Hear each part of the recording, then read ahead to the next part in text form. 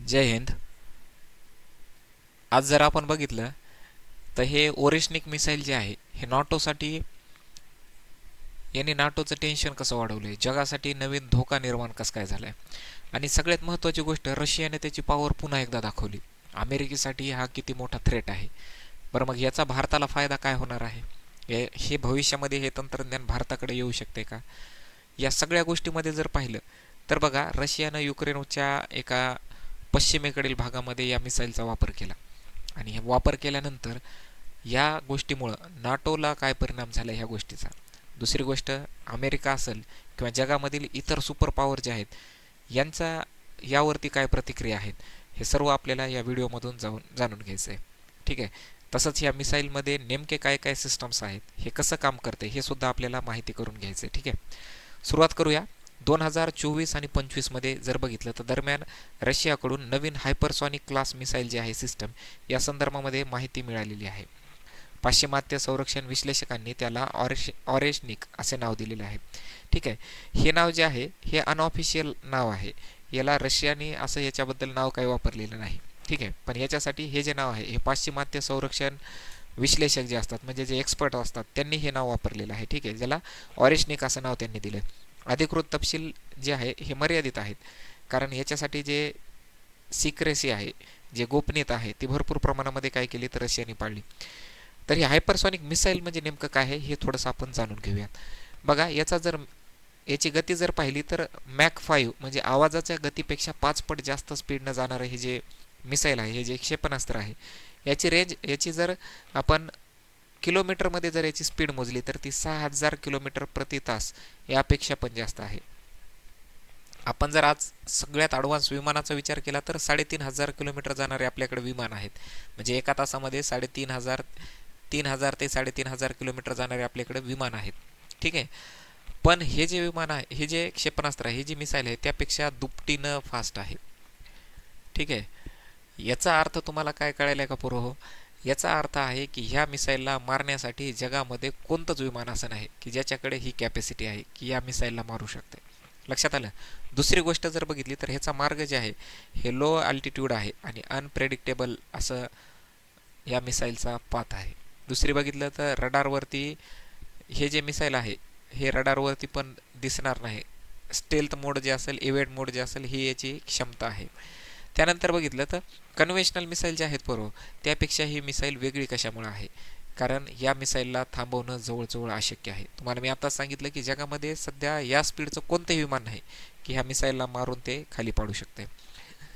त्यानंतर जर आपण पाहिलं तर आपल्याला ओरेशनिक जे आहे, तर बघा या मिसाईलबद्दलची माहिती आपल्याकडं सध्या काय काय आहे ही पण माहिती जगामधल्या वेगळ्या वेगळ्या देशांचे जे एक्सपर्ट्स आहेत त्यांनी ही माहिती दिलेली आहे. बघा, त्यावरून ही माहिती आपल्याला अशी समजते की हायपरसॉनिक ग्लाइड व्हेकल कॉन्सेप्टच्या वरती हे जे मिसाईल आहे याला बनवलेलं आहे. हे काय आहे आपण यावरती चर्चा करू थोड्या वेळात. न्यूक्लिअर कॅपेबल असण्याची शक्यता आहे. आता इतकं जर मोठं मिसाईल बनवायचं असेल आणि इतक्या स्पीडवालं जर इतक्या स्पीडमध्ये जाणारं किंवा इतक्या गतीमध्ये जाणारं जर एखादं मिसाईल असेल तर त्यामध्ये साहजिकच ॲटम बॉम्ब नेण्याची, त्याच्यामध्ये न्यूक्लिअर वेपन्स घेऊन जाण्याची कॅपॅसिटी असणारच आहे. त्यानंतर मल्टीलेअरचं जे डिफेन्स सिस्टम आहे त्याला ब्रिज करण्यासाठी सुद्धा ह्याला डिझाईन केलेलं आहे. जसं मी आता तुम्हाला सांगितलं की ते काय करू शकते तर रडारमध्ये पण येत नाही, तर मल्टीलेअरच्या जे सिक्युरिटी असतात याच्याबद्दल आपण एक व्हिडिओ बनवलेला आहे S-400चा, तुम्ही पाहिला असेल ते, आहे ना. तर तुम्हाला माहिती आहे मल्टीलेअरमध्ये काय 1, 2 आणि 3 एकापेक्षा जास्त लेअरमध्ये काय असतात तर सिक्युरिटीचे असे डोम्स बनवलेले असतात. ठीक आहे. तर त्याला ब्रिज करण्याची पण याच्यामध्ये कॅपॅसिटी आहे. वेस्टर्न इंटेलिजन्स एजन्सीजकडून ऑब्झर्वेशन करणं सध्या सुरू आहे. पाश्चिमात्य देश जे आहेत ते ह्या मिसाईलच्या बाबतीमध्ये भरपूर माहिती मिळवण्याचा प्रयत्न करत आहेत, पण त्याची भरपूर माहिती रशियानं काय केलेली आहे तर सिक्रेट ठेवलेली आहे. रशियाकडे जर विचार केला तर रशियाची हायपरसॉनिक स्ट्रॅटर्जीचा विचार केला तर रशियाकडे बघा ॲव्हॅनगार्ड आहे, त्याच्यानंतर किंजेल आहे, त्याच्यानंतर झिरकॉन आहे आणि ही ओरेशनिक आहे. ही नेक्स्ट जनरेशन इव्हॉल्युशन आहेत. ह्या सगळ्या मिसाईल रशियाकडं आत्ता तयार आहेत सध्या. यामध्ये जर बघितलं तर नाटो मिसाईल शिल्ड ह्याला न्यूट्रलाइज करू शकतात. या सगळ्या मिसाईल ज्या आहेत या त्याच्यासाठी पण कॅपेबल आहेत.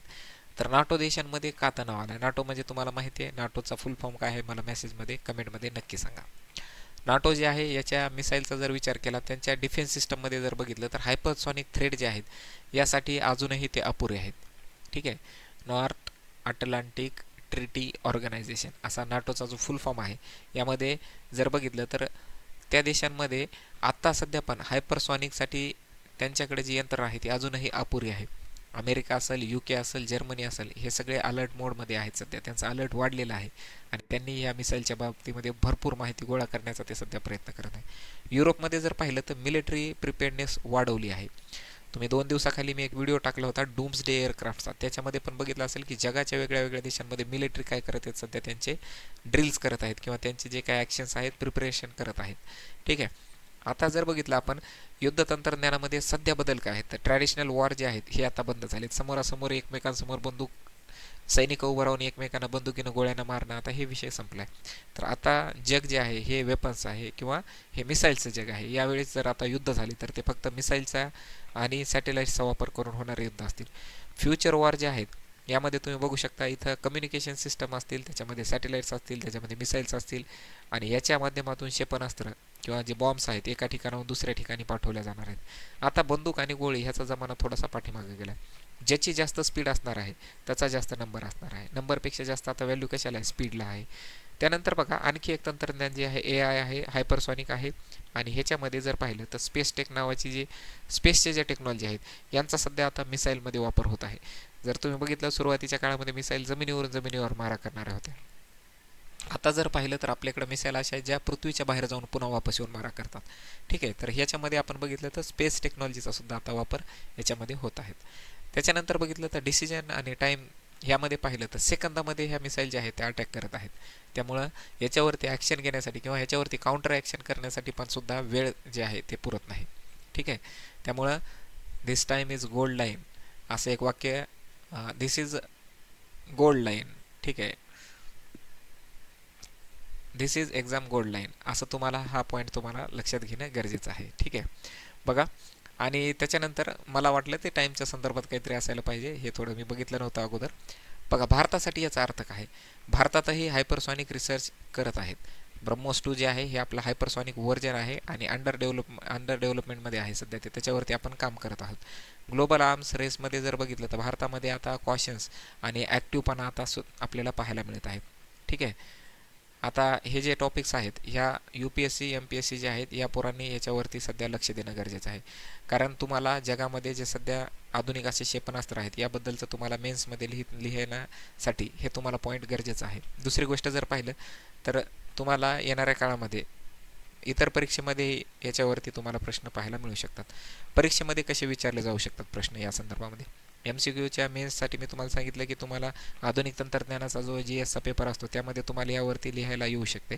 हायपरसॉनिक मिसाईलची वैशिष्ट्ये विचारू शकतात किंवा NATO रशियामध्ये जे टेन्शन आहे, युद्ध तणाव आहे याबद्दल तुम्हाला परीक्षेमध्ये विचारलं जाऊ शकते. मॉडर्न वॉरफेअरचा ट्रेंड जो आहे यामध्ये मिसाईलला एक्सप्लेन करा असा सुद्धा तुम्हाला यामध्ये प्रश्न येऊ शकते किंवा मिसाईल डिफेन्स सिस्टीमचे लिमिटेशन्स काय आहेत किंवा त्याचे ॲडव्हान्टेजेस काय आहेत हा सुद्धा तुम्हाला प्रश्न यामध्ये बनू शकते. त्यामुळं ही जी ऑर्शनिक आहे याबद्दल व्यवस्थित डिटेलमध्ये माहिती घ्या. आता मी तुम्हाला त्याबद्दल थोडं आणखी एक सांगणार आहे. जे मिसाईल दिसत नाही तेच युद्धाचं भविष्य ठरवतात.